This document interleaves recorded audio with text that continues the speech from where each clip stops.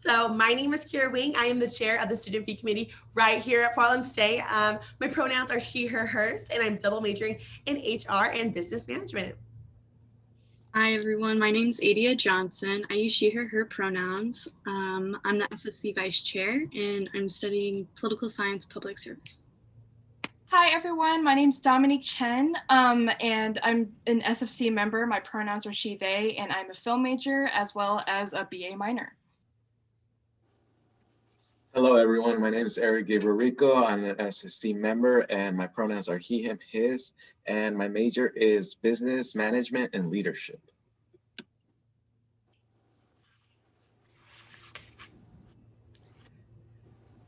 I'm Tim Knispel with he, him, his pronouns. I'm a post-bac student at the School of Business and the College of Urban Public Affairs. Hello, everyone. Thank you for joining us today. I am Hakan Kutkun. I am an SFC member and I use he, him, his pronouns.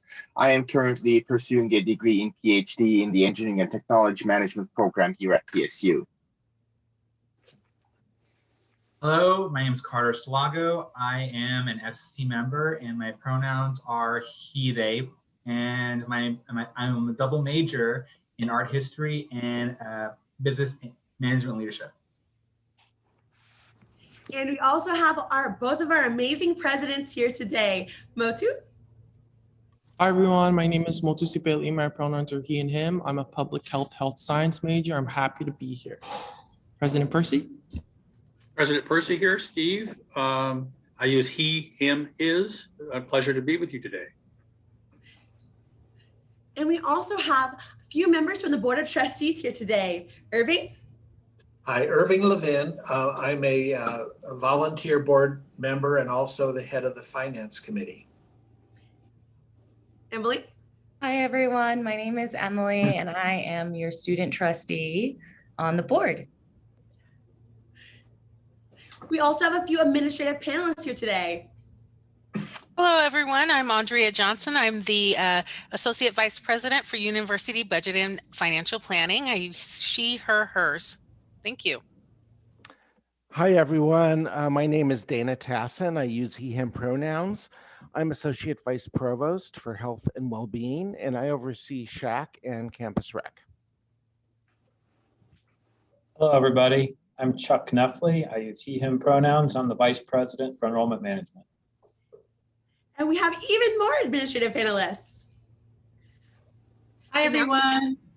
Hi, I'm Janelle Vogeley. I'm the Director of Teaching, Learning, and Assessment in the Office of Academic Innovation. My pronouns are she, they, and I'm also a proud PSU grad. It's been a while since my undergraduate years, but I have not completely forgotten what that's like, and very proud PSU grad and very pleased to be here today. Yes, we love having you here. Megan?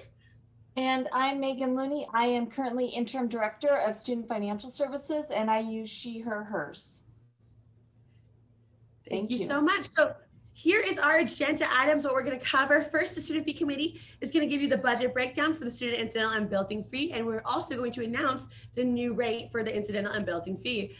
Then we'll pass it over to the amazing Dr. Dana Tassin. Well, he will cover the SHAC Health fee and the Campus Rec fee. Then the amazing Janelle will cover the online fee, and then we will talk about the role of the Board of Trustees in setting tuition with Emily and Irving.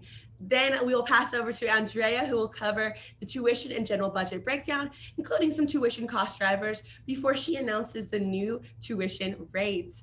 And lastly, we will end with the amazing Megan Looney, and she will talk about some student resources, student financial resources available to all students at PSU. But first, President Percy's remarks.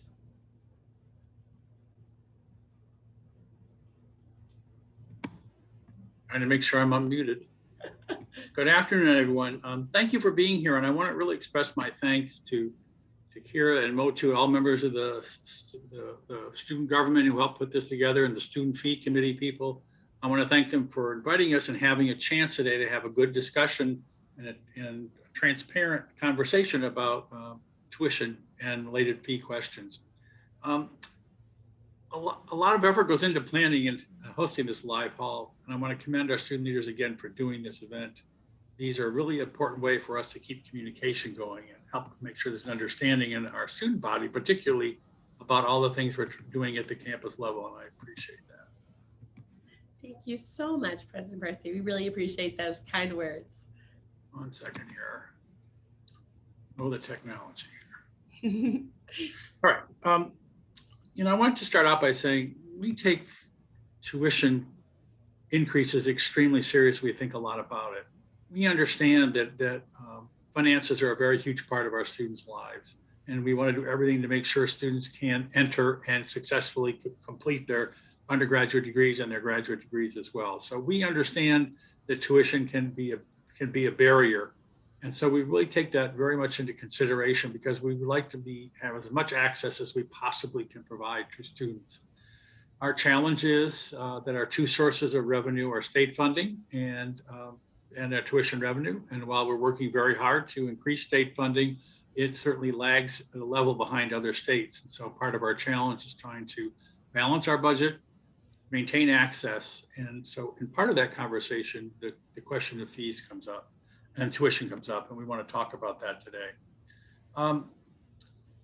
The tuition increase we'll be discussing today is the lowest we've had in 5 years, despite the impact of COVID. And I want to thank all the students here today for their resilience in getting through this very challenging time.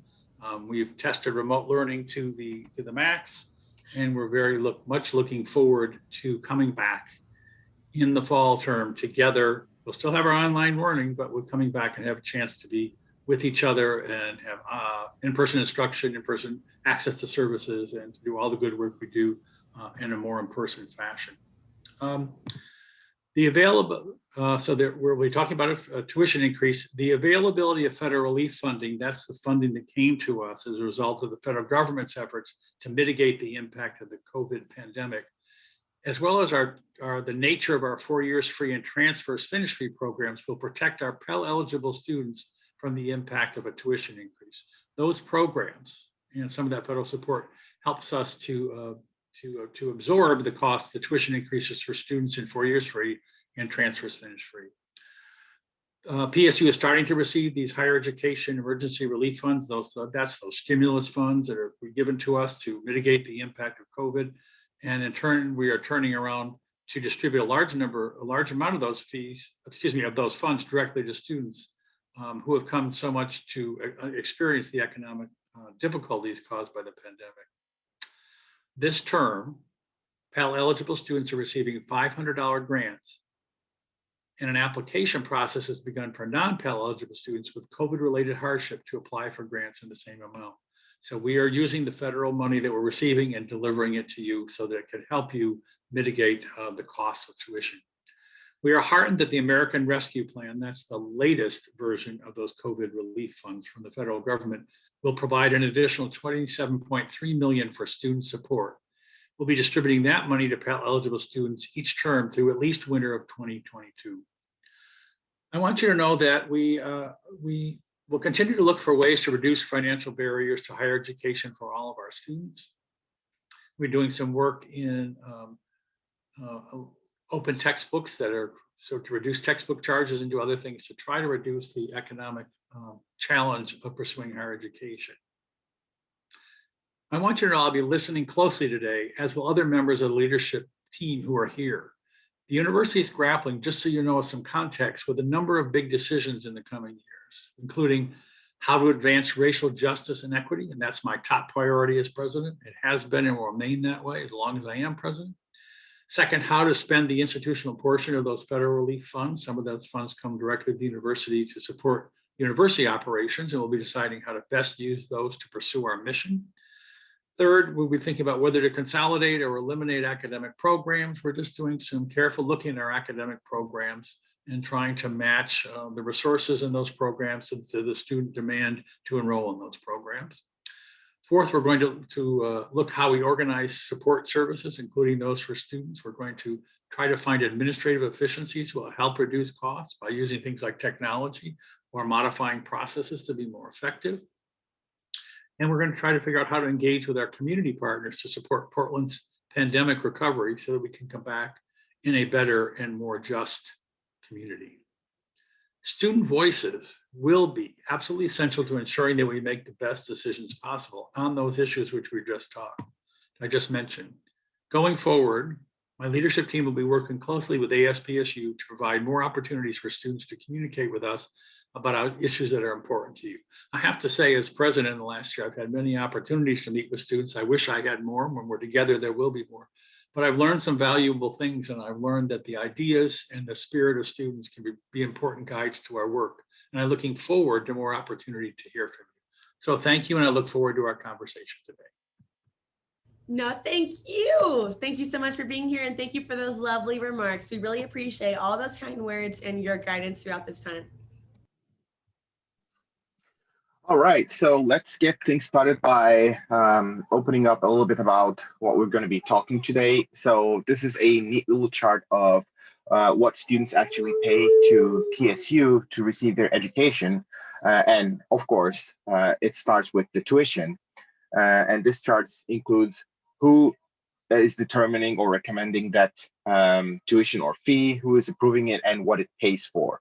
So starting off by tuition, most people would know that it is actually approved by the PSU Board of Trustees, but less so would know that it is actually determined by a tuition review advisory committee, which involves students as well. So as my fellow students, if you have any remarks or criticism about the tuition and you inquire how it is being set, I would recommend you get in touch with TRAC, which the link should follow in the chat, or even become a member of TRAC and become a student representative in determining the tuition. This tuition pays for the academic departments and university operations, but there are more fees associated with our education. And the part that we're going to talk about next is the incidental and building fees, which is determined by us SFC. SFC stands for Student Fee Committee, which is all student committee, which determines these incidental and building fees, and it is finally approved by the PSU Board of Trustees. Unlike tuition, this pays for student activities and resources that we will talk more into detail. So there are other mandatory fees and non-mandatory fees as well, which are determined by their respective departmental advisory boards or relevant PSU divisions, which will be talked about in more detail by their respective representatives within the scope of our presentation today. So let's move on to incidental and building fees. Let's start by drawing the line between tuition and mandatory fees and what they cover. As you all know, tuition mostly pays for academic and administrative functions of the university to provide education and infrastructure for students.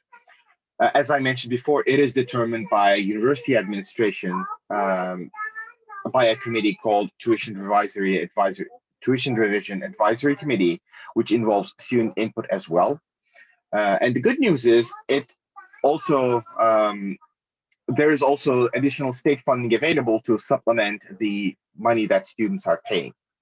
Another good news is it is subject to state approval under certain conditions where the increase from one year to the other actually goes over 5%.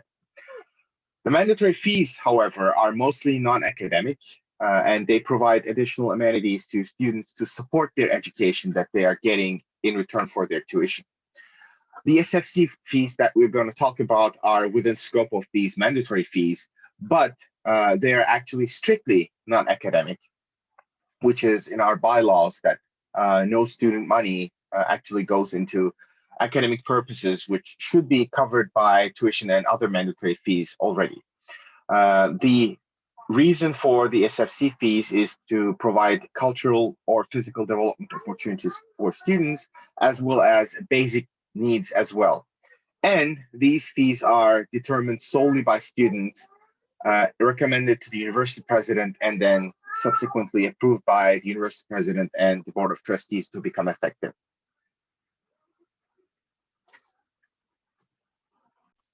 Okay, and I know most of you asking, where does it all go? And the included infographic will be including fiscal year 2021 from July 2022 to July 2021. And the overview will be only looking into 3 academic terms, each charged at $296 with a total fee of $888.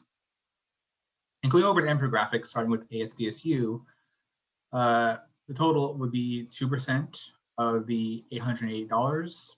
Next is athletics at 18.6%, childcare 16.6%, the funding board 5%, media 3.7%, campus rec 14%, the reserve 4%, and resource centers such as Pan-African Commons, La Casa Latina, and the Multicultural and the Student American Center here on Jackson Street is 14%. The student activities and leadership program is 10% of the charge, and also the Smith Memorial Student Union 8%, and student operating services is also listed at 2.3%.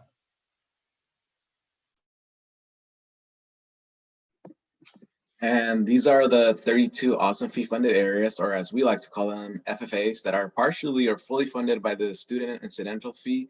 And some notable fee-funded areas include Smith, which is home to a lot of resource centers, such as the Veterans, Multicultural, and also ASPSU, and a lot of child care centers, which are still operating right now during the pandemic.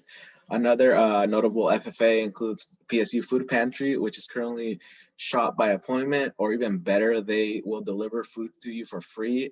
And that's done on a weekly basis. And also another very important FFA that everyone should check out is Student Legal Services, which deal with immigration, housing, tenant rights, family, and name changes.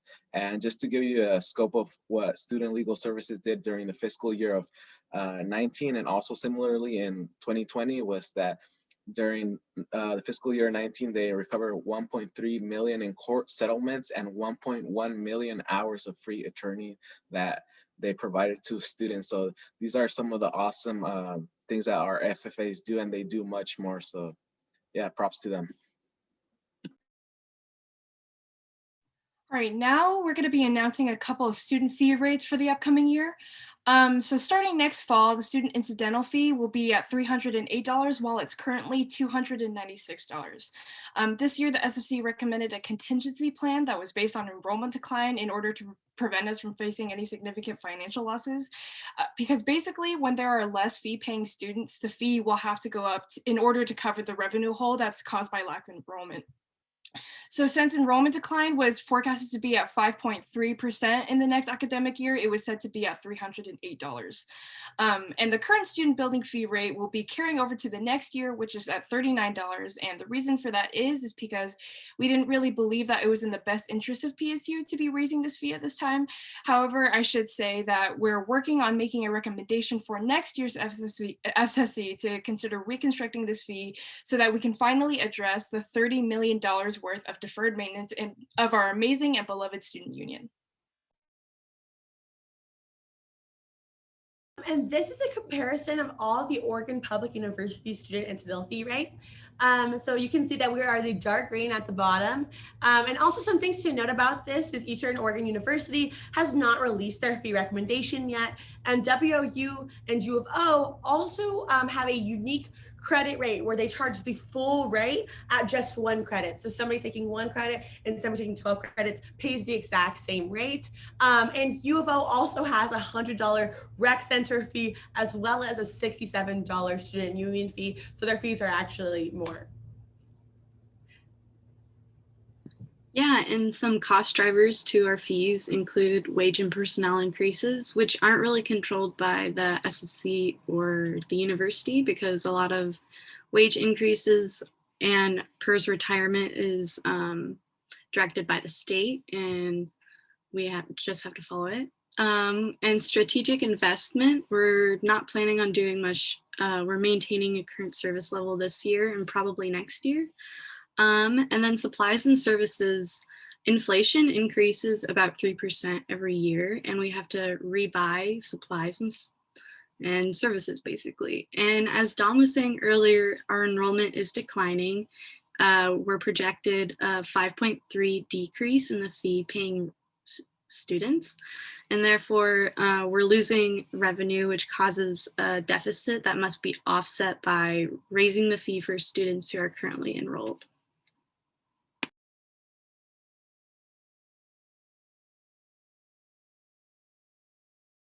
Sorry, folks, I don't know. Yeah, give us 1 second. Sorry. So weird. Oh no. Just it's okay. You can just show that. So you're probably wondering how we have decreased the budget. So we actually decreased the budget over $800,000, and we did that through various different strategic cuts throughout the program. So athletics received a 7% cut that was over $200,000. And also Smith Memorial received a 2.6% cut that was around $38,000. There was 10% cuts to SELP, OBC, the Vanguard, and Red Clubs Council, as well as a 6.5% cut that was over $100,000 to Helen Gordon Child Development Center. We really attempted to cut costs and inefficiencies to the budget because we knew that because enrollment decline was so large that we would have a large fee increase unless we did these. So we tried to decrease the budget as much as possible. And usually there is a chart on this, but we are having some technical difficulties. So you go to the next one.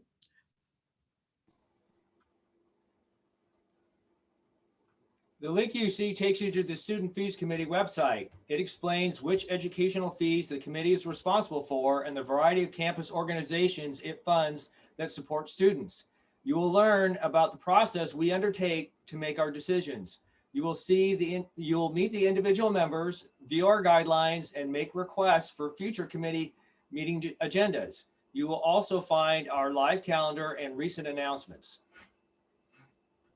Thank you so much. And then this last thing is a infographic made by one of our fee-funded areas, the Graphic Design Center, which is a completely student-operated service that is available to all students at PSU, and they offer reduced graphic design for student groups or students that are interested in that. So I thought that was a really nice thing. They made this infographic for us, and so of the $18 million of fee money, it goes to fund 723 student worker positions, 140 professional worker positions, and then over 500 ELSAs, which are money and grants to students who are in leadership positions all across campus, and also paid for 63 capital projects through the student building fee. So it's impressive numbers. So now that we have gotten the incidental fee and building fees out of the way as much as we could, let's move on to other mandatory fees and non-mandatory fees that are determined by their respective committees within the university, and then they pay for things like the Shack, Rec Center, lab supplies, course technology. And I'll pass it on to Dr. Dana Tassin to start with talking about the Shack and Rec Center fees. Hi, everyone. Thanks for being here. The Shack Health Center fee, as it's listed on your bill, your student bill, pays for all the operations that go on to keep Shack functioning. Probably the things you're most familiar with that we offer are our clinical services, things like counseling, medical visits with doctors or nurses, and dental clinic visits for dental work. Those things, office visits for medical and counseling are all free of charge. We don't have any office visit charges like our neighbors at U of O or OSU do. And dental services are offered at a greatly reduced rate at about half or less of the community rates for students to have access to dental work. The most important thing I want to say is that anyone who pays the health fee, and which is triggered at 5 or more credits, can use Shack services. It doesn't matter what your insurance is. You do not have to have the student health insurance plan from PSU to use Shack. Anyone can use our services. Even if you don't use our in-person services or any of our telehealth services, you still get a service from your Shack fee in other ways. Shack staff participate in a variety of things across campus to keep our community healthy and promote well-being. We are on the incident management team, the care team, the bias review team, and we operate the Healthy Campus Initiative. We also have a robust health promotion and education department that funds our wellness and health action team. And if you're interested in promoting health and well-being, I encourage you to inquire about that opportunity. We operate a mind spa. We do sexual assault and relationship violence prevention work, and many other programming for the campus and our community. We also are responsible for some of the public health functions on campus, and that really has come into light this year with the pandemic. We've had a nurses staff, a nurse line to answer questions for anyone on campus who had questions about COVID. We have done free COVID testing for students and faculty and staff to make sure that we can maintain a healthy university environment. And we've also done contact tracing when cases have arisen on campus to keep our community safe. So even if you don't use one of those services, and I sure hope you will, think of the health fee as a fee that promotes well-being across campus to create an environment where we can all thrive. The health center fee is going up from $168 to $175 per term this year. That is after we've made 3.2% in cuts in our budget, because we knew we were going to have a decline in enrollment, and we knew that we did not want to raise the fee any more than necessary. Inflation dictates, medical inflation dictates that we likely will have increased expenses every year that are fixed and that we have no control over, mostly in personnel costs. Those fees are reviewed by the Student Health Advisory Board. A memo is drafted that's reviewed by my boss, the Vice Provost for Student Affairs, Michelle Topi, and by Provost Jeffords, and eventually approved by the Board of Trustees as a mandatory fee. I'll also speak about the rec center fees, since currently I am overseeing that fee. The rec center fee was voted in by students over 10 years ago in order to build and fund the operation of a new rec center facility. So the rec center fee really pays for the building and the equipment and all the expenses associated with that. Funding for staffing and programming comes from the incidental fee. So you may remember that the fee was refunded twice this last year when services were closed. But that was really the portion of that was the rec center fee, which really funds the building debt and services associated with it. The student rec center also has a student advisory board that reviews operations and funding for the rec center. And I think with that, I will stop. Okay. So again, I'm Janelle Vogeley, and I'm here to break down the online fee for you. So the online fee, $35, is divided in 3 ways, as you can see here on the visual. The first 22% of that $35, or $7.67, goes toward resources and support for student learning and navigating higher education. And this is due to the fact that part of student services that connects to success in academic courses goes to online students. Second, accessible and engaging online courses and digitally experienced instructors. That one is 62%, or roughly $21.81 out of that $35. I think the students know this, but putting a course or a whole suite of courses from a program online takes quite some time. It's not something that happens in an overnight or a short period of time. And so when the office that I represent, Office of Academic Innovation, is working with instructors who are putting courses online or entire programs sometimes, that's often a process that takes well over a year. People are working with completely redesigning curriculum in many cases, because it's really not possible to just take a face-to-face course and just say, okay, now it's online.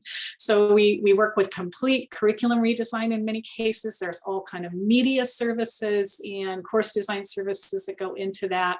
And then once the course is running, assisting with assessment, and then after the course is done, assisting with how did it go, and then redesigning. So all of that is a infrastructure that's developed to support the continued growth of student experience, quality student experience in those courses. And so that is, you know, and of course, faculty training and digital tools as well, and online teaching pedagogy. So that's a large chunk of that in the middle. And then finally, digital tools and platforms for learning online, like the one we're on right now, 16%. So tools like Zoom, our course learning management system, and other platforms that work alongside the teaching of courses, assessment platforms, for example, such as Turnitin or Proctorio. So that is the basic breakdown of the online fee and where that is currently going.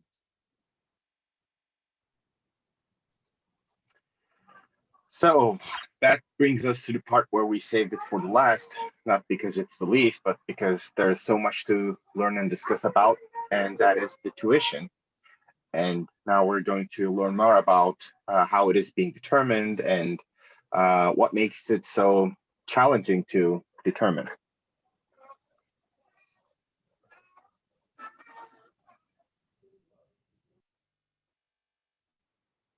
Irving, you're muted.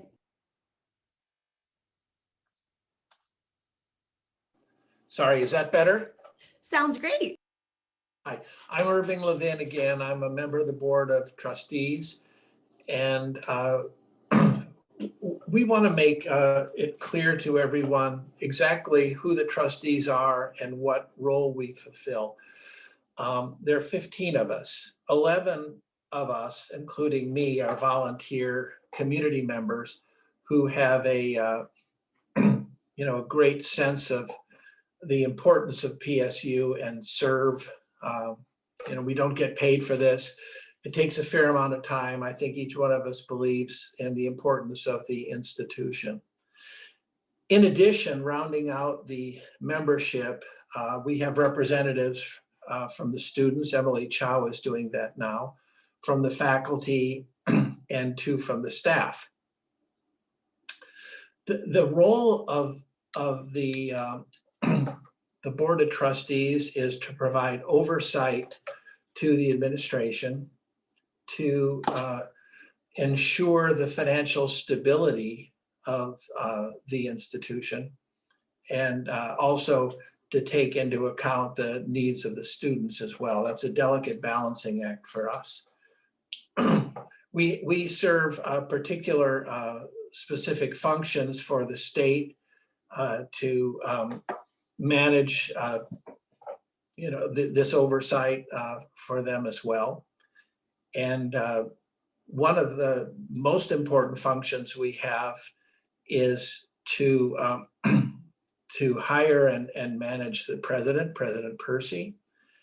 And we also annually approve tuition levels and fees for each academic year. This is a process that's just finished with the culmination of the board voting on the tuition and fees going forward into the next academic year.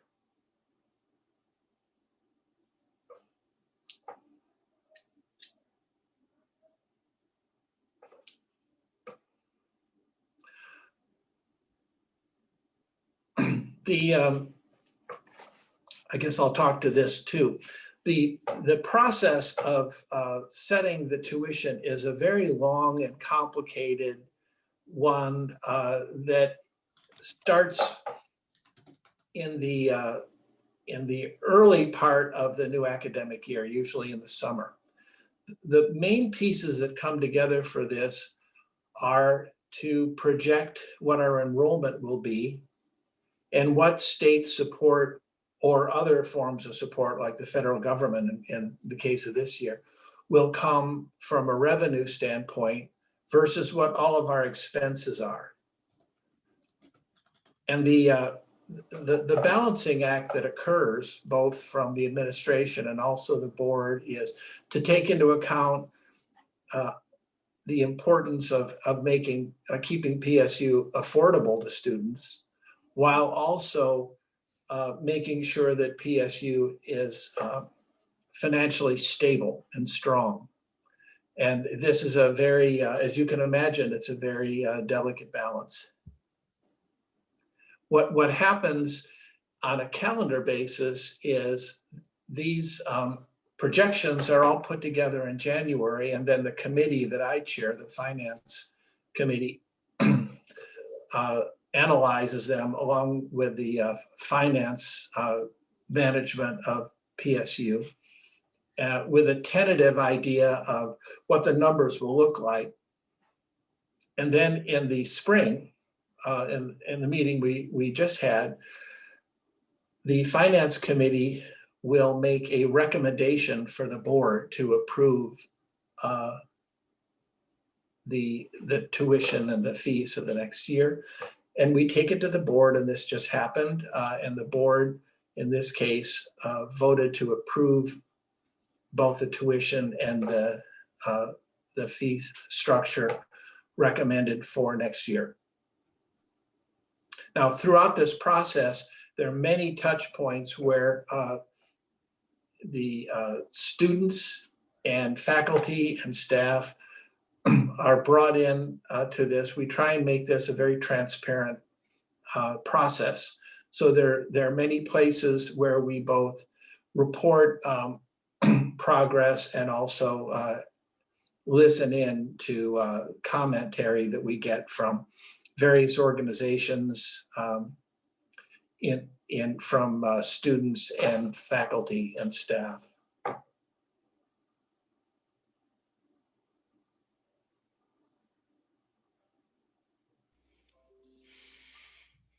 Thank you, Irving. I'll take over from here. Again, my name is Andrea Johnson. I'm the Associate Vice President for University Budget and Finance, and I'm going to talk to you a little bit about the Tuition Review Advisory Committee. So in 2011, former PSU President Vin Vival established TRAC to create a venue where key campus stakeholders could provide valuable input regarding the PSU tuition policy.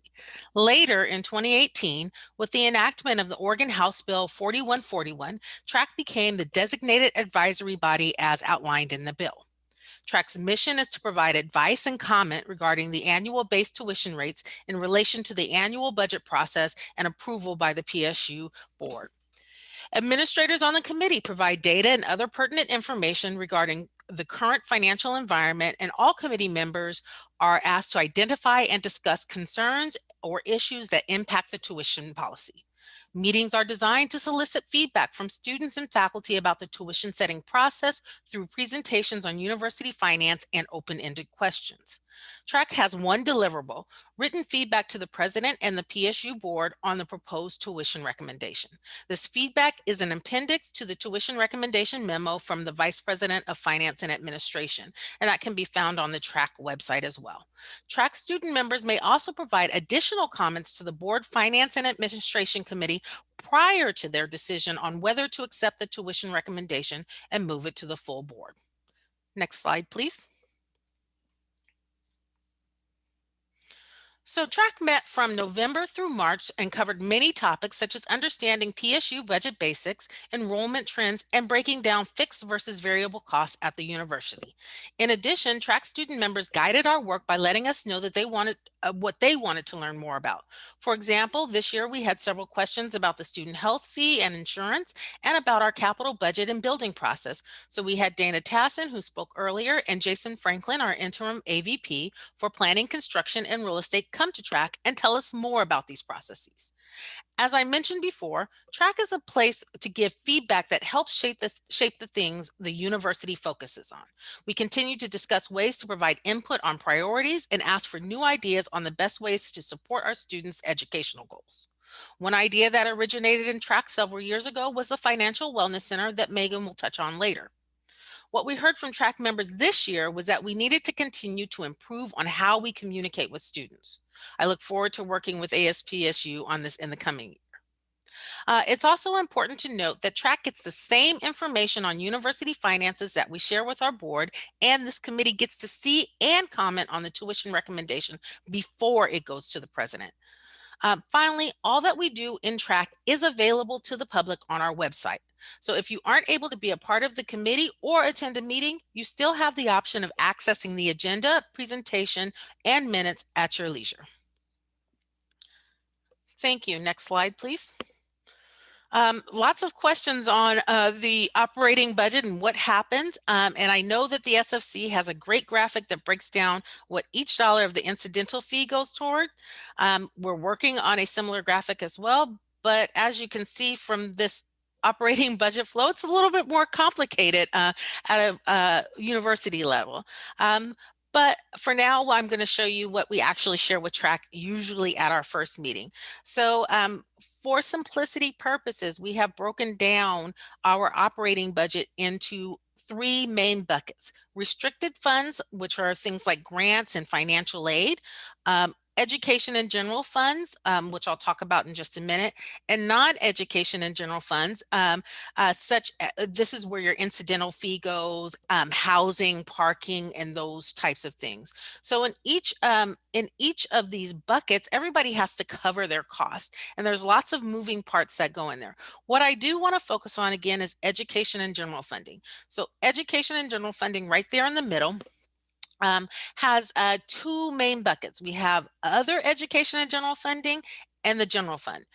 Other education and general funding are those course fees that you pay, and those are set by the departments, as Hakan mentioned earlier, and they go to pay for the cost of, say, if you have a chemistry class, we have what I'll call the beaker breakage fee.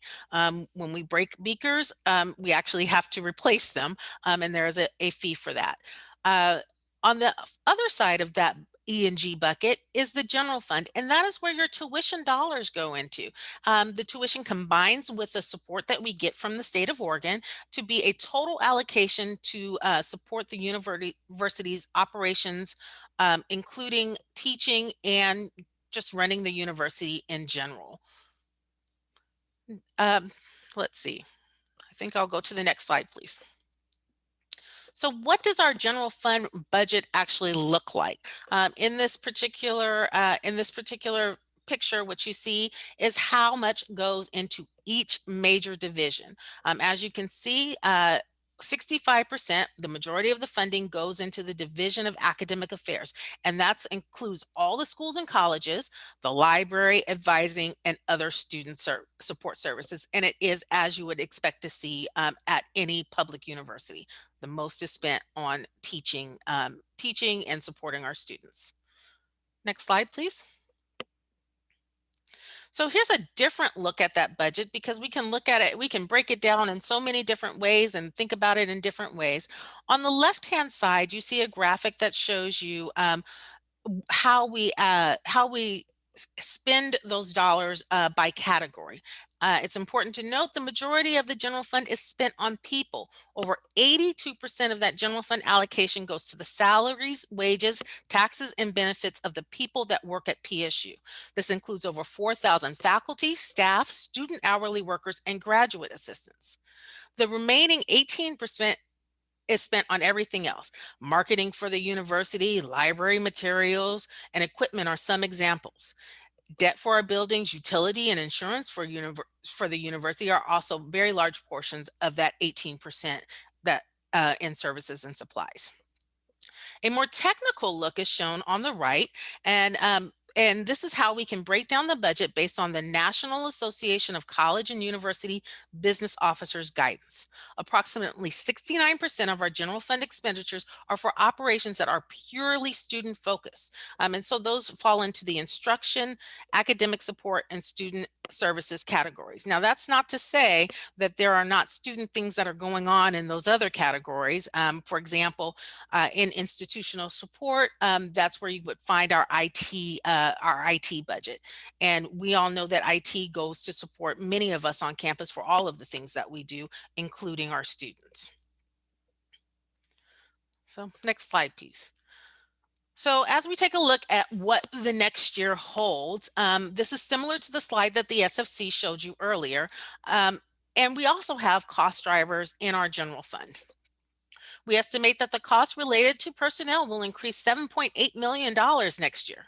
These include cost of living increases, minimum wage, as well as increases to our retirement plans and health benefits costs. We learned earlier that some of these costs are not, actually many of these costs are not driven by the university, but by the state of Oregon, as they tell us, this is what you need to, this is how you need to increase minimum wage, this is what you need to pay for retirement, and then health benefit costs are driven by our providers. Also, although we announced earlier this year that each division at the university would be taking a 1.5% reduction next year, we are holding the student-led Student Success Fund harmless from that reduction. Now, that's not an additional cost, but it is something that we are committed to doing. Finally, we estimate that our cost drivers for our services and supplies will be approximately $1 million more. And again, this was talked about earlier, what happens with that. All in all, that is an $8.8 million or 2.8% increase over our current costs. But what does that mean for our next year's tuition rates? Next slide, please.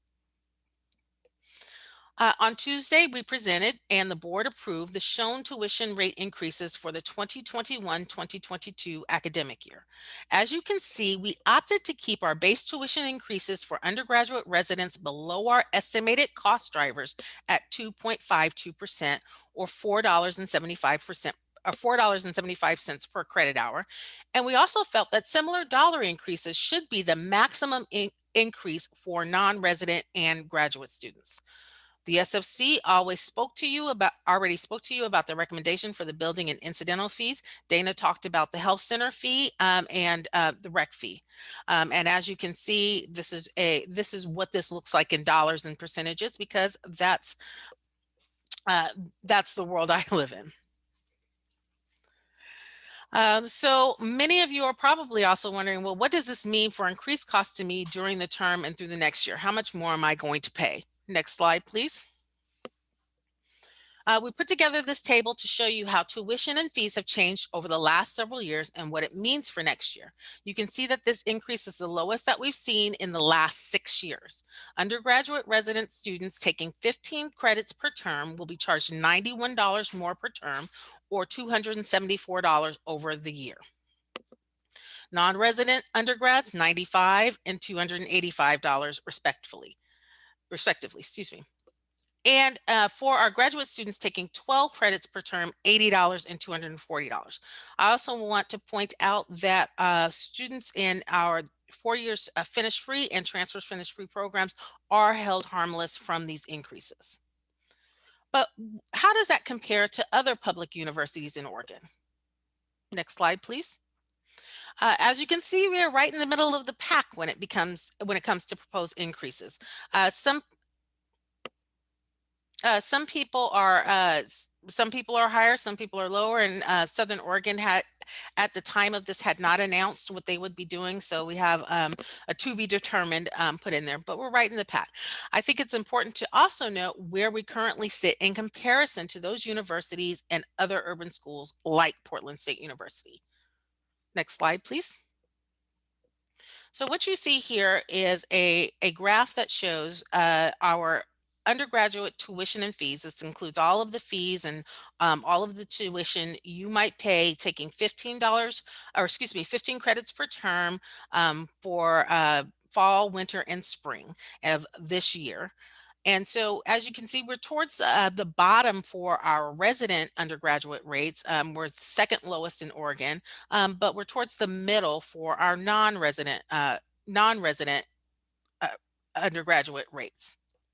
Next slide, please.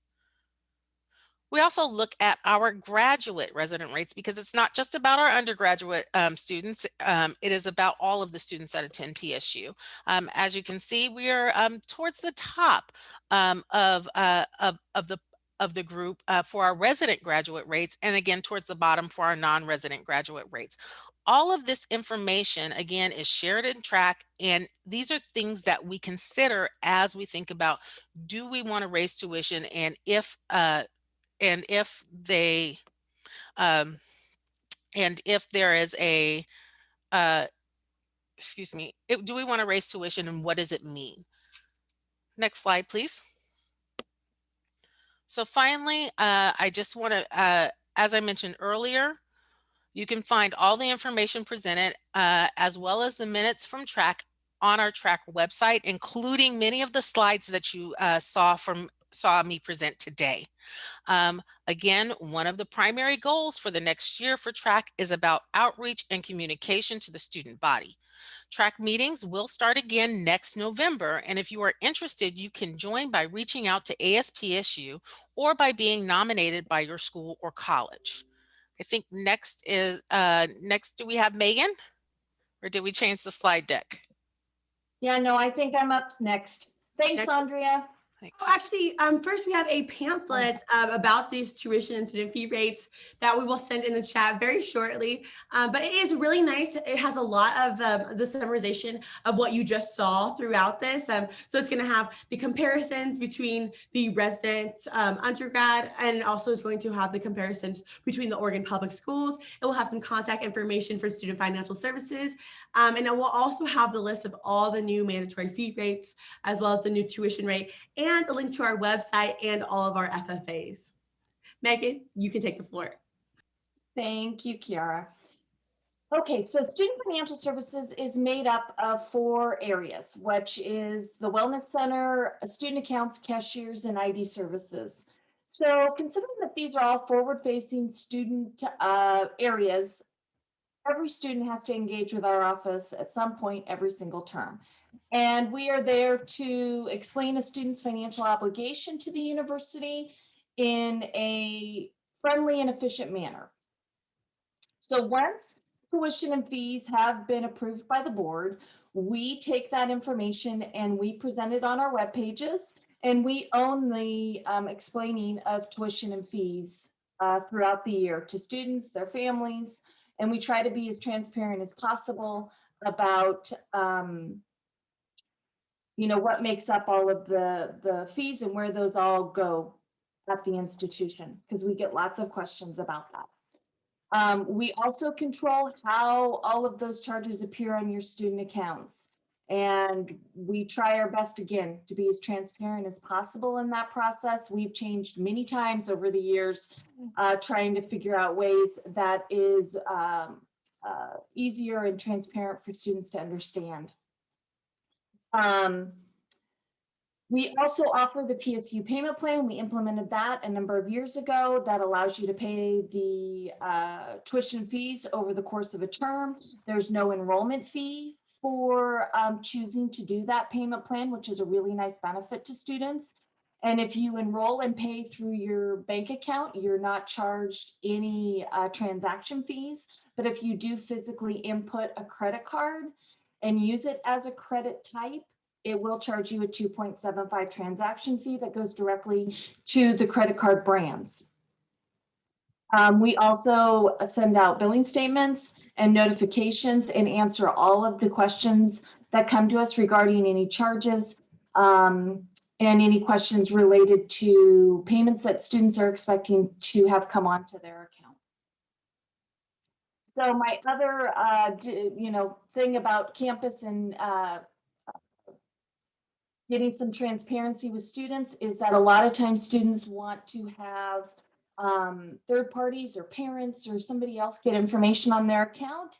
And we are absolutely happy to do that as long as every student has given permission and fills out our form to be able to provide whatever information a student is comfortable with that other party having. So we have lots of options as to what a student can authorize. Next slide. Thank you. And then finally, I want to talk about specifically the Financial Wellness Center. So this center was created and is aimed at helping students navigate the financial path of paying for college from admission to graduation. We are available to help students make informed decisions regarding their education and other major life decisions. Sometimes you start out with one path and then all of a sudden you have to, the path gets windy and you have to make some other choices. And we are there to help people try to make those decisions. We can help students look at the cost of college and the various options that they have for paying for their tuition. We can look at the financial impacts that come from changing your majors, adding a minor. A lot of times, you get to a certain class and you're like, oh my goodness, this isn't maybe the major for me anymore. And so you are kind of mulling over, like, do I make changes? And we can certainly help you look at the financial impact and the educational impact that those things will make. We provide a lot of financial resources on our webpage that can help a student to create a budget, work on your credit, repaying your student loans. That are really useful. We've also partnered with a new service, which is EverFi, that is set up with your SSO. So you just have to log in with your username and password. And it's got really easy, digestible topics that are like less than 10 minutes in terms of the videos and questions and helping you make informed and smart educational as well as just regular life choices. We are available in our office. We do one-on-one appointments. We're also doing virtual drop-ins. We also have virtual one-on-ones. So please come to our web pages and check us out. You can also see who the financial wellness coaches are and how to reach them. So thank you for coming today and listening. So now we're going to head into the Q&A part. When you RSVP'd for this event, you asked several questions, and we have some of those questions on here. Motu is going to be the moderator for this, so he is going to read the questions and have people answer them. So let's get started. And then also we'll be answering any questions that you have that were not answered in the presentation. Ask them in the Q&A box in the bottom, and we will get to those if time allows once we finish these ones. So question 1, why aren't tuition and fees lower even further during remote operations? Hello, everyone again. So this is actually a question that we get a lot. And as you know, we tried our best to reduce the mandatory fees that was in our purview as much as we could to provide some financial relief to our student peers. And we did so by incorporating the savings from remote operations as well as dipping into our already dwindling reserve money to do so. However, the reason that we could not lower them further was due to 2 reasons, because lowering the fees any further would result in cutting essential programs provided to students and cutting the livelihoods of student workers and campus community. And that is where we had to draw the line in order to preserve the future stability and the future stability of the support system that was built over the years. So we wish we could have done more, and that is why we are actually aiming to build back our reserve funds so that we can do more in face of such unforeseen circumstances in the future.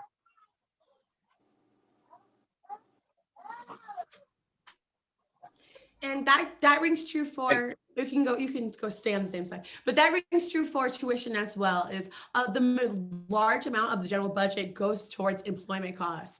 80%. So in order to reduce costs, they would actually have to cut people, and they would have to cut essential programs that would really diminish our educational experience here at Portland State. And so that is why it just wasn't able for us to do. But there's another question. So the next question. Go back to the slide. It's a question on the right. So why do students have to pay fees for services they might never use? And that is also associated with the same basic question that goes for taxes as well. So why do people pay for taxes that go to services that they cannot implement within the society? That is actually a very philosophical question, and it goes back to the communal nature of human beings. As we are building the society, it is also our duty to take care of one another within that civilized society. So although some students don't actually need or choose to use services such as, childcare, rec center, or need legal services, this does not necessarily mean that they might not need so in the future or whatever. The philosophy behind collecting fees from students to provide services to the general student body is actually to collect a pool of money to provide opportunities to be able to use those services, regardless of your need or choice to utilize them. And also keep in mind that although you might not be needing them, some of these services actually provide very basic needs for our student fellows, which can be very well be make or break situations in terms of preserving their mental health or houselessness situations or food insecurities that they actually need to resolve in order to pursue their education. Why do I have to pay for the building fee if I'm not on campus? So we actually got so much of this question is, why do I pay for the building fee if I'm not on campus? Because the name building fee makes it seem like you have to absolutely be using these buildings to be using them. But actually, most of these buildings are actually open. Kramer Hall is open, Carl Miller Center is open, FMH is open, Smith is open, and the library are all open.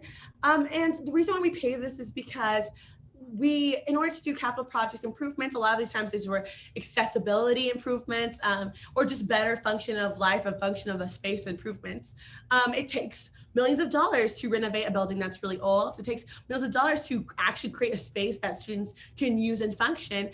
And in fact, we have to continue to pay the debt on those projects. So like the Native American Center is one that it's a large amount of debt that we are currently still paying and that people are still able to use and walk into and access. So I would encourage students to come onto campus if you do want to check out some of these buildings, study in FMH, study in Smith. They would be more than happy to have you. But yeah, these debt services still need to be paid because people are still in those buildings and we still have financial obligations.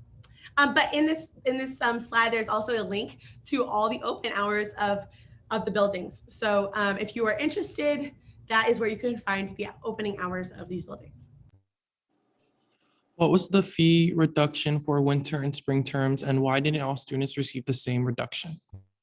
That's a really great question. So the winter reduction was $34. The spring reduction was $39. And that was based on canceled events and reduced worker hours. A big misconception is that the money that you guys are receiving is somehow like a way of paying for books or paying for something. It is not that. It actually is just supposed to be a refund of canceled things that were not going to happen. It isn't going, like $39, we're very aware, isn't going to fill your pockets. It's not going to make you rich. We know that. What we are trying to do is just get you what you're not paying for. And so we gave you back the money that you weren't paying for. Or the stuff that you were not receiving that you're paying for, we gave you money back for that.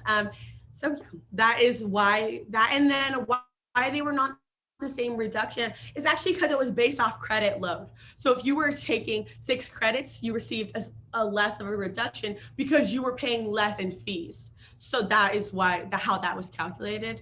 And then actually the building fee was just $19 flat for all fee payments.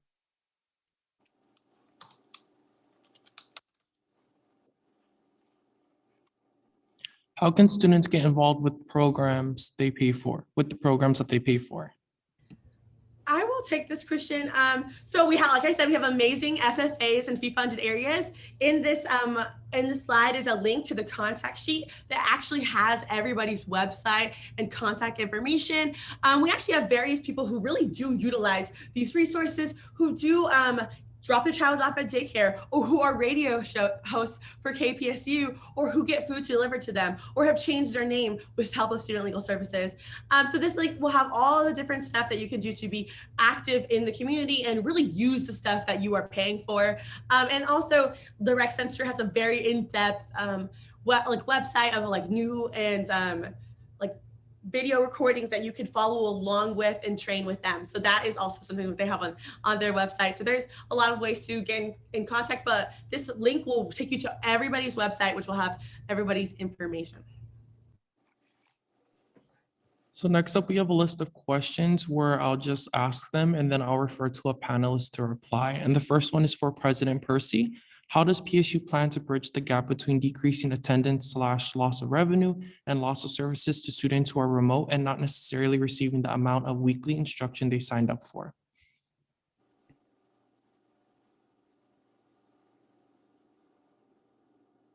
Mr. President, you are unmuted. Once again, that's probably the 1,000th time I've done that, sorry. I very much appreciate that question, Motu, and whoever suggested it gives me a chance to talk a little bit about our financial situation. What we're trying to work here is to create a system of longer term financial sustainability. As I think you know, our student enrollment has been dropping over the last decade. That's happening in other places as well, but the impact of that is it means less tuition revenue coming in, and it's causing a fiscal pinch that's quite serious, and we're trying to look very deliberately to figure out how we can get on a good track. So the question notes the difference about the reduction in decreasing attendance, and that causes a loss of revenue. So what we're working now is working on a multi-year plan that's designed to create a new balance of our revenue and our expenditures. And the revenues, of course, the main sources of that are the money the state provides us, as well as the tuition revenue we generate. So some of the things we're doing to mitigate a challenge we have right now of our expenditures beginning to exceed our revenue is one thing we're working on is a variety of things to increase revenues. One thing we're doing, I'm kind of excited about, is creating non-credit courses and programs for students, for people who may want to come back and in their own professional life. I'm talking about adults in the workforce who may have lost a job or may want to change careers or may just want to strengthen their skills in their current position, to allow them to come back and take certificate programs. Many of them may be non-credit, because people aren't looking for the depth of work you do in a credit program, working in a non-credit program. So bringing in new students and new revenue in that way. We are working to create new academic programs so we can bring in new students in hot areas where we know there's high demand. And so we're trying to build new programs, building students enrollment there. And we're also doing some other things, but one of the most important things we continue to do, and I want to give my great thanks to Vice President Chuck Neffley and all of the enrollment management folks who are working very diligently on marketing and outreach and working in recruitment programs in order to increase the number of students coming to Portland State University. As I'm sure you're aware, the competition in higher education is growing stiffer as the number of people in the demographics who go to college traditionally is actually diminishing. But we're working very hard to buck that trend and create new and innovative strategies to bring more revenues in by bringing more students in, and then helping us on the side of the equation of bringing in revenues. We're also working at the same time to see if we can reduce our expenditures. One of the things we're going to be doing is having an administrative study which tries to see if we can save money by being more efficient, perhaps using technology and all the administrative processes that we have at the university. So we're trying to find resources through efficiency by doing our administrative work that supports all the rest of the work we do and make that more efficient. We're also in the process of reviewing academic programs so that we can align better our resources where the student demand is. So where enrollment pressure is high, we want to add some resources. Where enrollment is significantly declining over a long period, reducing resources and saving us perhaps some money by not rehiring faculty in those units. We've had a strategic hiring freeze for the last year. We'll continue to do that, which means rather than simply hire someone to any new position that we create, we're actually looking at very strategically. We're holding back many of those hires as we're trying to save money by not filling every position we have. At the same time, we're looking to make sure that the positions that are critical to student learning and student success and to other key missions of the institution are filled. So it's a balance there, but we're actually reducing our rehiring of some of our faculty and staff. And another thing we're working very hard on, and you've helped us with that, and we'll continue to help, is to convince the state of Oregon and the legislature and the governor that investment in Portland State University is the right thing to do. We receive our funding through the Higher Education Coordinating Commission, and it comes in one lump sum to all universities. But we're trying to make the case that if you want to support the success of people in our own community, if you want to help our BIPOC students to be successful, our students of color, our students from traditionally marginalized groups, that increasing the amount of money that goes to Portland State University can help those students and all of our students be successful. So we're trying to lobby the state for more resources. So we're doing a variety of things, strategies, and we're working with the Board of Trustees and the Finance Administration Committee chaired by Irvin Levin to come up with a multi-year strategy that will put us on a good, strong footing to be financially sustainable over the long term.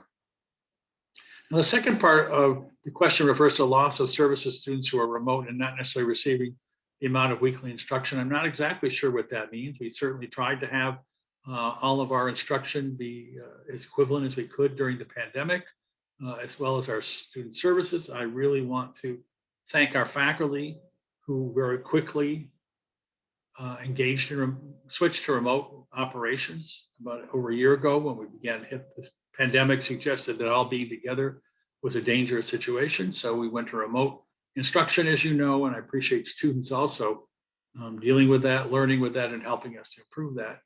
And we also made all of our student support services remote as well. So we have not tried to, or done anything to reduce the amount of services that students or the amount of instruction people get, although I realize it may be more difficult for some people to get the services they really would like in a remote setting. But hopefully we'll be back in the fall with our open fall, open for all, and all of us coming back to be able to return to the level of services that people expect. Thank you. So the next question is, why do we continue to pay an online fee during remote operations? And I'll pass it over to Janelle. Thank you. Yeah, I really appreciate that question. So first, I'm hoping that that breakdown and that dollar figure that I showed earlier might have helped a little bit to illustrate why we don't, why the online fee is continuing to be paid during the pandemic. That dollar figure illustrated that that fee is going toward three areas. I'll just review quickly: the student services, the technology platforms, and then that teaching and course development infrastructure that includes the planning, the development, media, technology, all of those things. And those have become even more important during the pandemic. I mean, they're important all the time, but now that we're all digital, students are accessing the student services, the advising, learning center, other things that were illustrated on that slide, almost completely remotely right now. And of course, the infrastructure for the online learning continues. And we're in the middle of doing course development for the next 2 to 3 years. So even pandemic or no pandemic, we would have been continuing with that infrastructure too. And then of course the technology platform, so including the one that we're on right now. So I hope that range of areas kind of help to illustrate why always, but no more so than right now, is it important that that infrastructure keep going. And it's an important service during the pandemic, but we also, at the moment, we don't have an alternative, and we would not want to disrupt these services, particularly during this time. And a follow-up question to that is, why do only some courses have the online fee, and how was equity assessed in making that decision? Yeah, thank you. That's a great question. So the reason why some courses have the online fee and others do not, I want to refer back again to that visual, the middle portion of that breakdown, dollar sign, I believe it was 22%, illustrated that teaching and technology infrastructure that supports the online courses. So the online courses, the courses that are assessed with the online fee are those courses that were pre-planned, either courses or often entire curriculum from a program or part of a program were planned to be online previously, and so went through that whole process in partnership with our office and in putting those courses online. So those resources were used by those courses.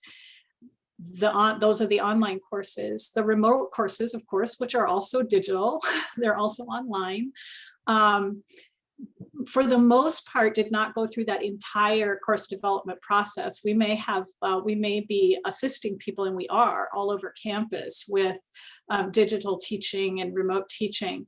But the courses that are designated as online courses are those that were the pre-planned online courses and those that made the most use of the services in OAI. So that partially answers the equity question in that everybody has access to those services, but we have courses that are designated as online courses, and that's a reason, because those are courses that were pre-planned as online courses. And most of our remote courses are remote. Many of them were remote during the pandemic, and many of them will go back to some form of face-to-face after the pandemic. And I really want to stress that all of these courses are digital. They are doing a good job, I think, and as President Percy said, our faculty worked really hard to get things going so that everyone could keep their education going, and have been working really hard to I think really for the most part to make things as effective as they can be. But we do have to take into account that pre-planning and that process that the courses go if they are pre-planned as an online course, which is actually a pretty lengthy process that they go through. So the next question is for Chuck. Won't tuition and fee increases create barriers for low-income students or students struggling from the pandemic? Thank you, Motu. Yes, we believe it will. And that's the beauty of the two tuition programs that both Andrea and the president referenced earlier. That's our 4 years free and transfers finish free. Over 40% of Oregon resident students at Portland State are in these two programs. And as we mentioned, we actually cover the difference in tuition. We ensure that the difference in tuition is covered with scholarships and grants, so the students are effectively held harmless. We've talked a lot today about the COVID relief funds that have been made available by the federal government to PSU. Those were made available in three. There's a lot of questions about that, so I thought I'd spend a little time on this. The funding has been made available to us in three different buckets. The first was we awarded last spring and summer.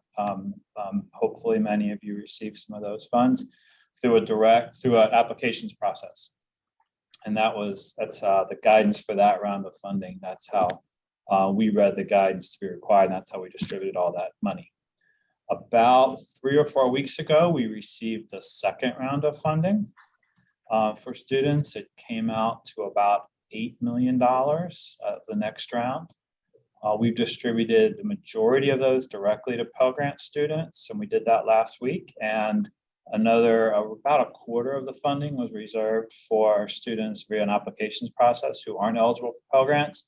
And when I say Pell Grant, we've also identified graduate and post-baccalaureate students who aren't necessarily eligible for a Pell Grant but still have exceptional needs. So we say Pell Grant, but graduate students aren't eligible for Pell Grants, so we make the equivalent award, or we make make the same award to the graduate students with equivalent financial need as the Pell Grant students on the undergraduate side.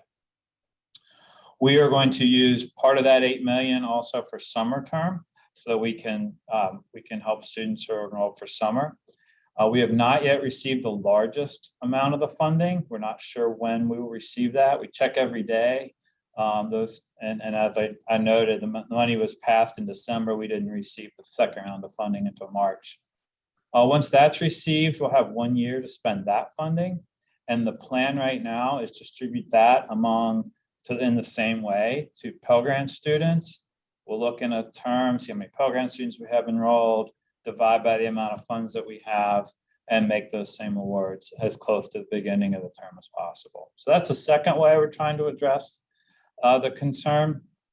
And the third is, I think it's very important to note, and Andrea had a few of these comments in her slides, that we actually, the tuition increase this year is half of what it was last year. And we'd all love to be able to operate with no tuition increase, but I give a lot of credit to the president and especially to our board of trustees for recognizing that the campus community couldn't handle the same increases last year, and made the decision, a very good decision, to decrease that or cut it in half for this year. So thanks. So the next question is for Megan. Can online or distant students opt out of fees for resources they can't or don't use?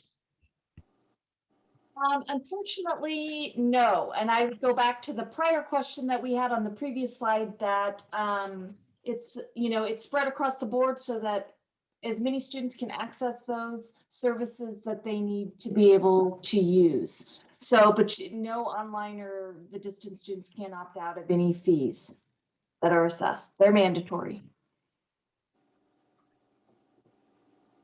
Okay, the next question is for President Percy again. Has the university considered modifying the athletics budget and redirecting those resources to support other areas of PSU? Okay, thank you for the question.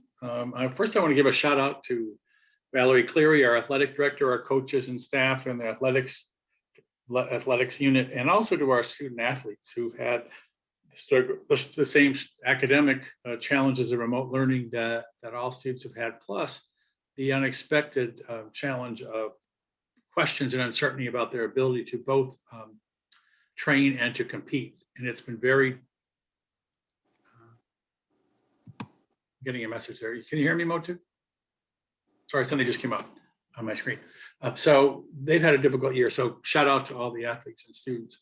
A couple of bits of background information. We participate in what's called the Big Sky Conference. Like almost all universities, we participate in an athletic conference.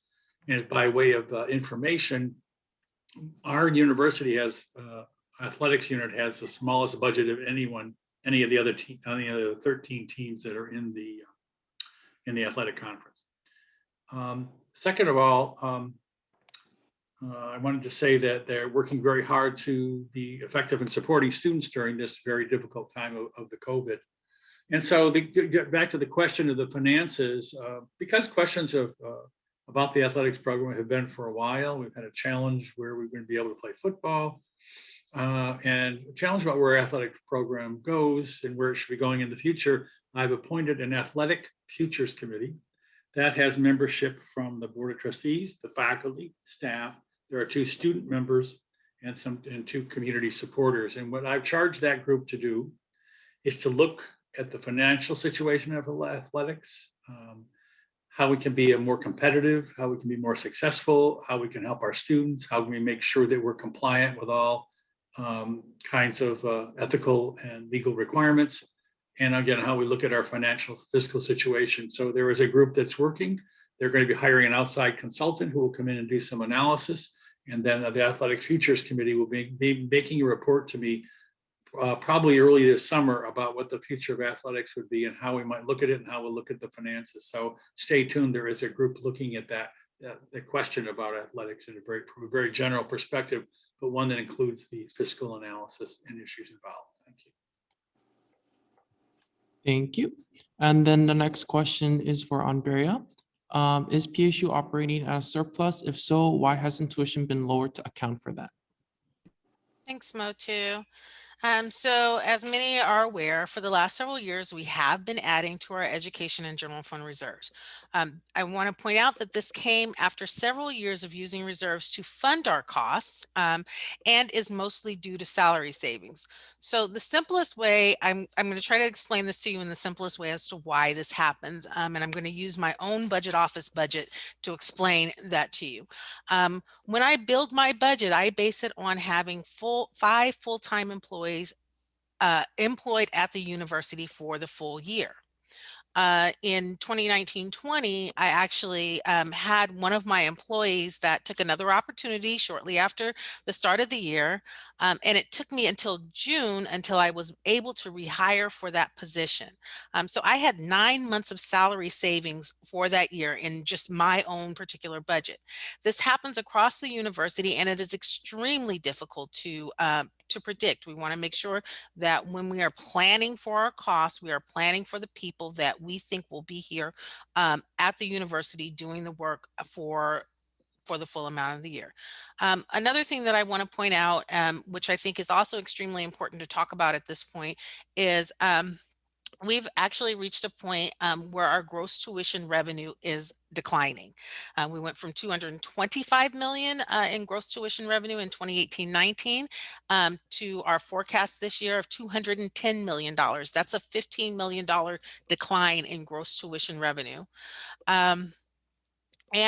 So what that means is that we're entering a period in which we will need to use those reserves that we built to fund our cost, and it's forecast for the next several years. And this has been shared with the Board of Trustees. It's been shared with TRAC. This is these are the types of things that we talk about. And I also want to let folks know, overall, universities actually do go through periods in which they build their reserves and periods of which they use those reserves. My boss, Kevin Reynolds, the Vice President of Finance and Administration, likes to call this, look, we have a very complicated chart that shows this, shows what happens over the years. And he likes to call it the DNA helix chart, because that's what it looks like. It's twists and turns throughout time. So we can expect to see that happen in this next year, and the coming years, where we will be using our reserves that we built over the last several years to fund our costs. And lastly, a follow-up question is, where can I find additional information on course/lab fees at PSU? So we had a fun time trying to answer this question for you when we were prepping for this. And the easiest way to find out what the course or lab fee for your course is to go into BandWeb like you are actually registering for a course, choose the course that you are interested in without clicking register. And when you click on the title of that course, there is a tab that says additional course fees, and it will tell you what the fee is for and how much it is for that particular course. Thank you. And then next up, we're gonna go to the general Q&A section. And so I try my best to kind of like summarize most of the questions, because a lot of folks asked various questions. The first one is about the COVID relief fund. So folks are wondering, why is the maximum relief fund for students 500? Why is it only for Pell eligible students first, and why not all PSU students? And folks just wanted to know a little bit more about like how that rate was set, which committee was involved, and then how come for other universities, they're hearing that students are getting like thousands of dollars of reimbursement compared to PSU, folks are only getting 500, and it's only like a selected few.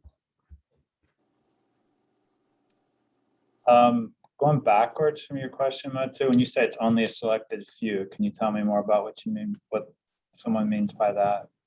I think they're talking about like for Pell eligible students. And then like for folks who are non-Pell, they have to apply. Okay, so I know this is going to sound crazy when I say it is only $8 million, but when you divide $8 million by over 7,000 Pell Grant eligible students, you end up with smaller numbers like $500 per student. I'll tell you what we did. We looked at we wanted to spread this out over 2 terms. I know there are a lot of comments about we should have awarded it all in 1 term right away. We made the choice that we didn't think we weren't sure we'd have additional funding in time for summer. So we decided to hold the part of this 8 million so we could award students in the summer, because we know students in summer will have a lot of the same needs as students who are. So we made the decision to make approximately, when you use the percentage twice, we made approximately 75% of the entire amount of funding available in the spring term. And of that 75% went directly to Pell Grant students, and the other 25% we held out for students who didn't have Pell Grant eligibility.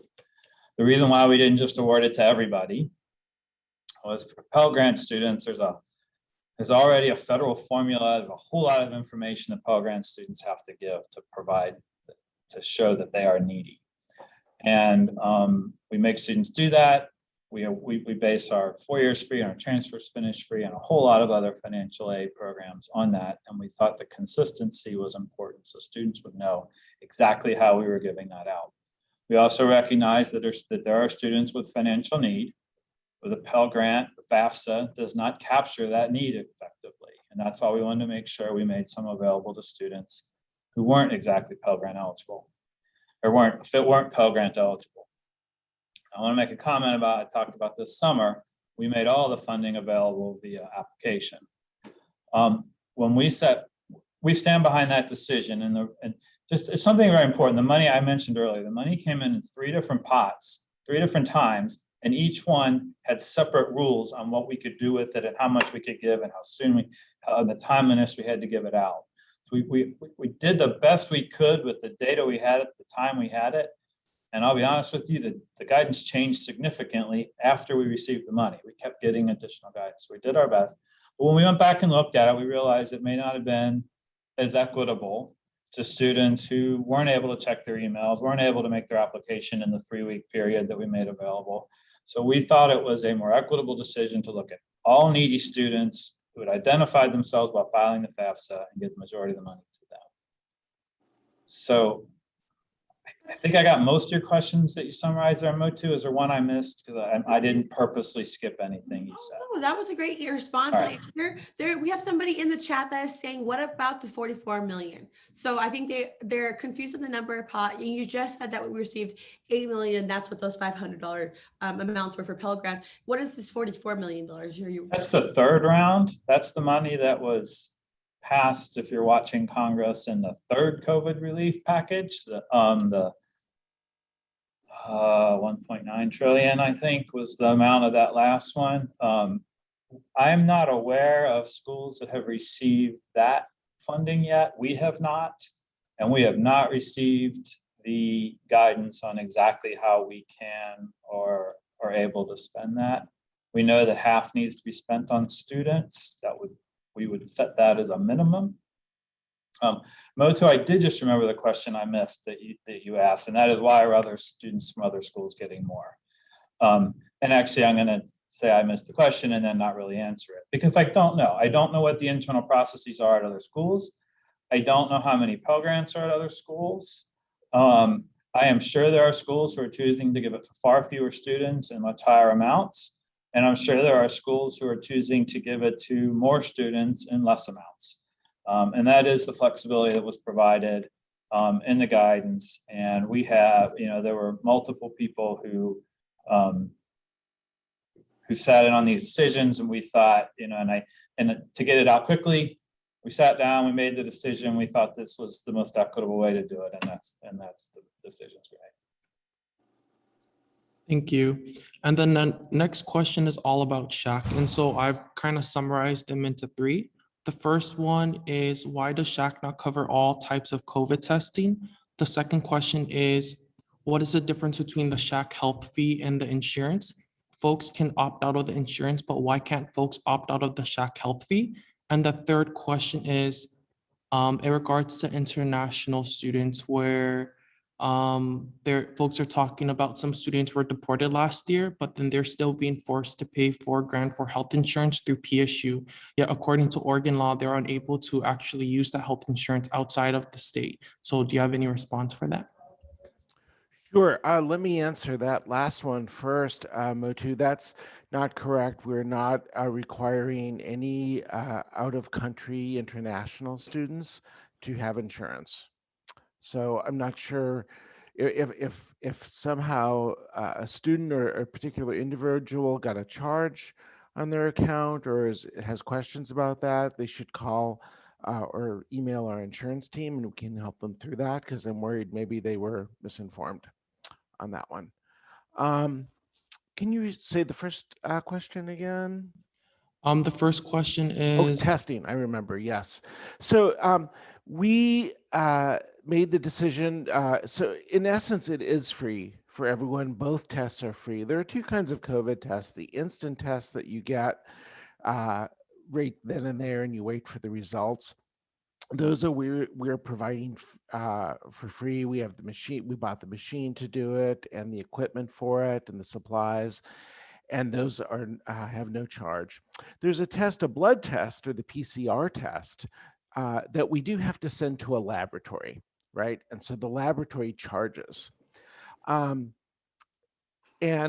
rather than just have SHAC or the students of PSU, essentially, because that's who funds SHAC, cover that outright, we're relying on people's insurances to do that, because under Oregon law, if you have an insurance, they have to pay for that with no cost to the subscriber. So that's kind of built into the Oregon law and insurance requirements right now. If any student, for example, if they don't have insurance for some reason, or lost insurance, or there's any problem, we are helping them through that or covering it. So while it might go through a charge on someone's insurance, the insurance company wipes that out, if that makes sense. And then can you remind me, there's one more question. Oh, the difference between the health fee and what was the that? SHAC health fee and the insurance. So folks are wondering if they can opt, because you can opt out of the insurance, but not, they're wondering if you can opt out of the other one. Yeah, you can opt out of the insurance, and about 2/3 of our students do, about a third subscribe to the insurance. We continue to send out a lot of surveys and questions about our insurance program to make sure it's still fitting the needs of students. The health fee you cannot opt out of because it's a mandatory fee, and there's no way to opt out of a mandatory fee. And again, it's that notion of everyone's paying for a service to be located on campus and be provided to students, whether you use it or not, much like the other fees. You might never walk into for example, the Native American Community Center, but was funded by the building fee, for example. Thank you. The next question is about housing insecurity. So there was a lot of questions about a lot of students are facing housing insecurity because of the pandemic. And as the longer the pandemic persists, the more students struggle to pay off their housing. Is there any plan to provide long-term relief to reduce student homelessness? And then this is a question for anyone.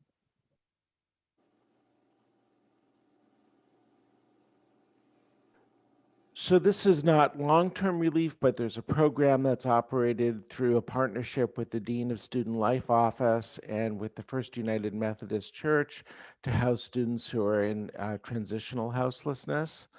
And so that's one major type of relief that's been drafted to help students, because a lot of students we hear are kind of in that in-between phase, or it's not continued houselessness, but there's a gap and they're needing shelter in those times. And then also the care team case manager is available, as well as the basic needs hub, to work with students on issues such as facing houselessness. If I might jump in too, thank you, Dana. President Percy here. our Homelessness Research and Action Collaborative did a survey, which I imagine the students I hope you've seen, of the food and housing insecurity of our employees and our students. And it was a very clear reminder of the needs and challenges that many people have. And we've been trying to sort through different strategies we might use. We've had begin some conversations to see if there's some way we can have some more affordable housing created or modified in the area around PSU. So we're still having preliminary conversations, but we are aware of those challenges, and we're trying to see if there are some ways, working with the nonprofits or city government, that we can find ways to provide at least more affordable housing around PSU. And of course, our Open Fall, Open for All does include a housing reduction next year to try to support students that would help students who are going to be living in our dorms. But thank you for that question. That's something we need to pay attention to, and we're trying to think through consistently right now. Thanks. There was a lot of students who sent in responses about how them adjusting to remote learning was very hard, especially for those who needed certain accommodations. And so specifically for folks who are like autoimmune compromised or for folks who are disabled, what is PSU doing to ensure that they're getting they're getting their accommodations met when we reopen for fall, especially since it's been a while since we're all going back to school? And so like, does anyone have a response for that question? Okay, that's really an excellent question. And I think we need to be very aware of the needs of our students who experience some form of disability and how we accommodate that. And our disability resource folks do work very hard on that.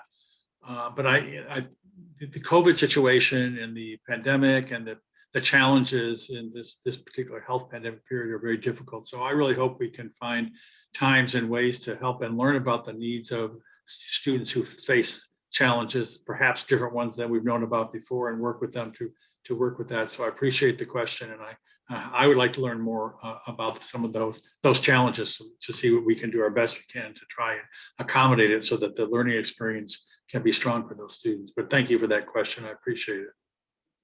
Motu, do you mind if I jump in as well and add to that? So I would also say that we know that for all students who are returning, there's going to be some sort of stressful component to that and some sort of transition stress that's really going to affect us all, and faculty, staff, and the like. So, I can say SHAC is really starting to develop and look at programs where we can assist students when they return. We are starting a peer coaching program that we just got grant funding for to offer additional support to students. And of course, we have our more traditional counseling services offered. And we're also, through our health and wellness action team, are working on workshops and ways to deal with stress and bring them right to classes so that students can get that information right there, maybe in the first 5 minutes of classes. Because we know it's going to be very difficult for everyone, and it's going to be a transition that we all have to go through together, and we need to support each other through it. Moti, very quickly, if I could just very quickly add that also in my office, we are very committed to doing what we can, our part, in this very important area. We have a strong partnership with the Disability Resource Center as well, and all of our course design work is accessibility tested.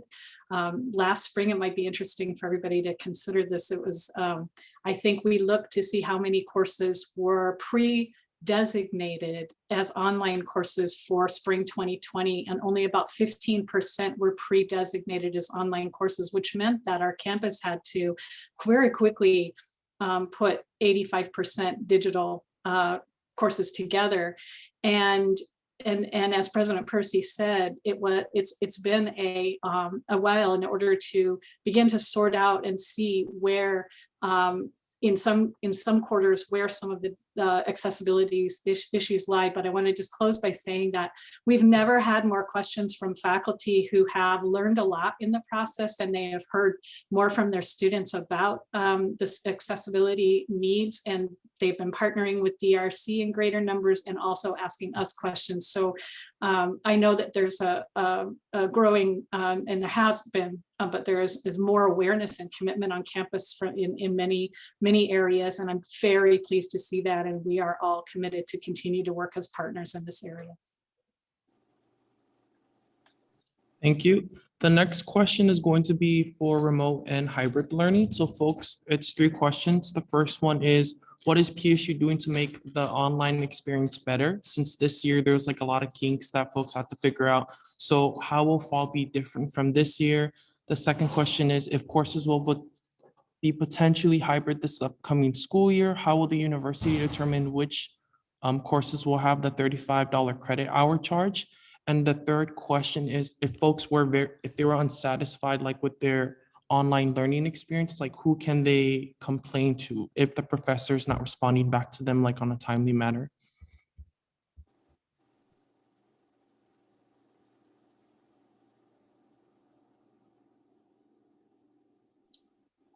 Well, I didn't want to just jump in, but I'll go ahead and give it a start here.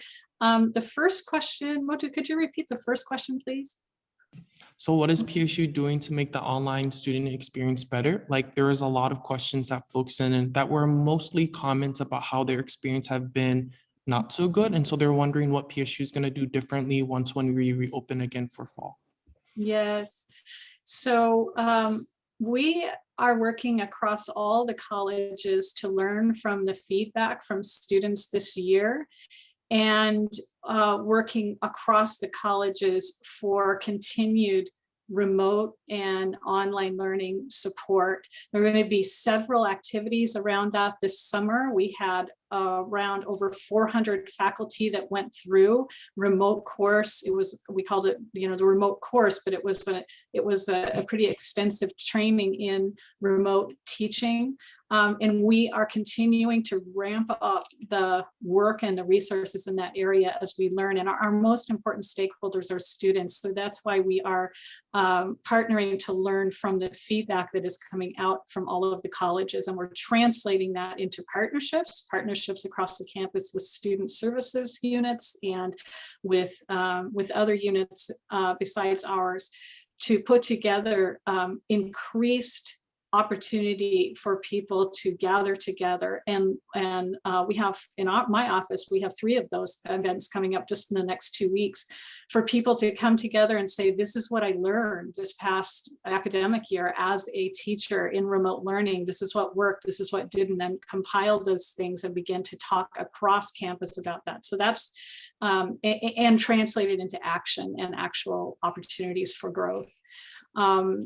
And as I said earlier, we work with the student experience, learner-centered framework. The student experience is always front and center in our design process when we are working with programs and with individuals on course design. So, the higher education broadly is still relatively new to this whole world. So it is a learning process, but more and more we have, I think, a greater and greater footprint each year.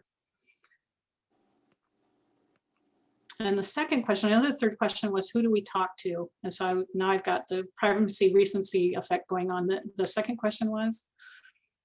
Where is that $35 credit hour fee being charged to? Like a lot of students they commented that there are certain online classes that they took that the professors required them to come and meet in person. And so, folks are kind of confused which class, like where can they learn more, but which classes will be, that fee will be applied towards to. Yeah, so that the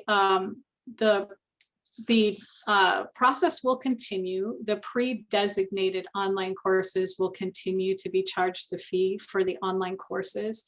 And we are currently, not just my office, but a whole group of constituents across campus are working to gather information from stakeholders, first and foremost our students, on the online experience right now and where the fee is assessed and where it is not assessed. And we are going to, in the upcoming academic year, be considering the current model and alternatives to the current model with an equity lens, first and foremost, as those different scenarios are considered.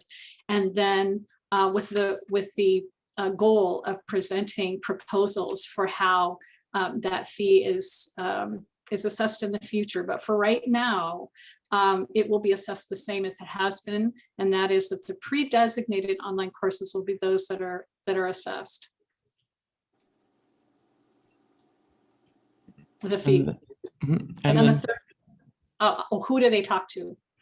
Right. And so I would, definitely, I know sometimes you get busy, and I remember this. I think I told you I was an undergrad at PSU, and I remember feeling busy with the course evaluation process. Of course, we didn't have at that time the digital evaluations, but even so, to remember and just take that couple of minutes to provide as your honest but constructive feedback as possible on your course feedbacks is always really helpful. And if that and you want to go further than that, I would say starting first with your program, with your department, again being as honest but as constructively as possible about things that you feel in your experience as a student could change. We are constantly in contact with chairs and with colleges, and we're getting, as I said earlier, we're listening to that feedback as much as we can. And also, so those are the first two pieces of advice I would have. And I want to tell you, when that happens, is something that's kind of behind the scenes that you don't see. I can't tell you how many times, and particularly this year, but really always, we have had faculty and programs come to us and say, hey, we've heard this. This is an area we really need to improve. Do you have an idea? And that's not the side of it that you get to see. Unfortunately, they can't report back to you and say, okay, we move forward on, but it happens, and it happens a lot. So please remember to do that course feedback. Then the next step is your department. If there are other things that you feel are not addressed by doing the course feedback, and certainly, those are the two first and foremost, I would say. And then also I would say, if you have trusted advisors, your advisors, that is another place where you can talk about your experience broadly and generally in teaching and learning in Portland State. And we are also very connected in with the advisors and the advisor system. And we learn a lot from our student affairs and student advisor colleagues as well. Thank you for that question. I know sometimes it can seem like a big vague, where do I go? But and then the last question for today, what will PSU do differently next year to better inform students of what they're paying for? Well, I actually can add a little bit to that one. So the student fee committee is having a student fee website where we are going to have this new rate and where it all goes to and all the resources. We are currently working with the university to create a fee funded area website where you can see all the resources from all the fee funded areas and hopefully all of their websites and all of their links and hopefully all the things that you can get in contact with those. And we will be trying to be advocating for absolute transparency when it comes to tuition and fees. And I think that everybody at PSU is trying really hard to communicate what you're paying for and how much you are paying. So we will continue, especially the student fee committee will continue to do that. But I think President Percy has something to say.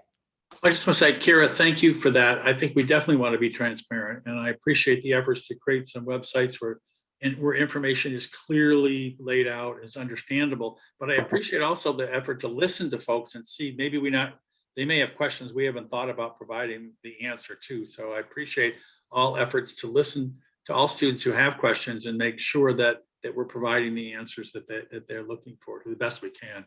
Because sometimes when you're thinking about planning something, you don't think of the questions or the concerns of someone. And I appreciate that in the process of creating this, that we're listening to students, and I hope we'll continue to do that. But thank you for that work, and we look forward to working with you on that. That's very important. Yes. There actually is a new bill going through that is going to be really mandating transparency in all tuition and fees. So that will be another push, even though PSU has one of the best transparency over tuition and fees out of most schools, but it's in legislature right now. Can I add something too? Yeah. I really, really, really like these tuition and fee town halls. These are absolutely a wonderful way to get out and to to be accessible to our students and hear what they have to say. I will personally, as somebody that sits on the in chairs, or not chairs, but sits on and staffs the Tuition Review Advisory Committee every year. I will be working with ASPSU over the next year, and hopefully we will be doing many, many more of these as the year goes on. And allowing folks multiple opportunities to hear what's happening at the university and how we're making decisions and what we're doing. And we also have a hand from a member, Hakan. Yeah. I'm not sure if this is appropriate, but is it a good time to mention the ASPSU elections with this? Oh yes, it's actually because a great time. Today is the last day to vote. So all my student peers, I mean, whoever you're voting for, it doesn't matter. Just vote for your preference for the student government, get involved and get connected. It doesn't end with voting, I know, but still it is a good start. And today is the last day to do so. I think actually it's Wednesday at 5 p.m. April 28th at 5 p.m. Wednesday. Okay. Yes, I thought it was today. Yes. So thank you for Perfect.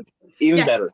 So you have a little bit more time. Vote for ASPSU elections. We are the student leaders that are out here answering and listening to your questions and then going to administration to make real change about it. They've been very helpful and very nice and elect us so we can continue to do our job. And I also, you can always reach out to elected officials in ASPSU and ask them if they're in your class or if you see them around, ask them about these questions because a lot of times we do know the answers or we can give it to people who do. But make sure you check your email. It says ASPSU elections and make sure you vote by 5 p.m.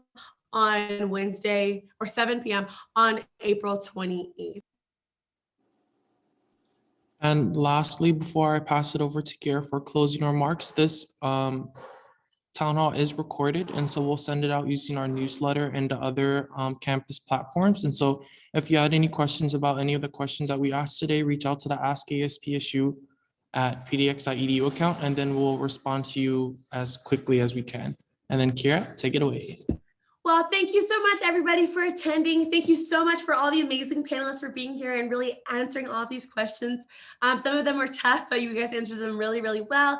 Thank you so much, students, for participating in this. We really, really appreciate hearing your student voices. And like Andrea says, we will continue, hopefully on an every term basis, to have one of these activities and have these panelists here to share and hear from students who are actually being affected by these decisions. And like Motu said, we will be sending out an email with this recording, the slideshow, as well as the pamphlets and other information about fees, resources, and the new tuition rate. So keep an eye out for that in your inbox. That should be coming in the next week or so. I don't know if anybody else has any final thoughts. If not, thank you so much. You guys can head out. Thank you. Thanks, everyone. Thanks, Kiera. So much. Thank you. Thank you all for coming. Yes, thank you. SSC folks, of course, I am. Bye, President Percy. Thank you so much for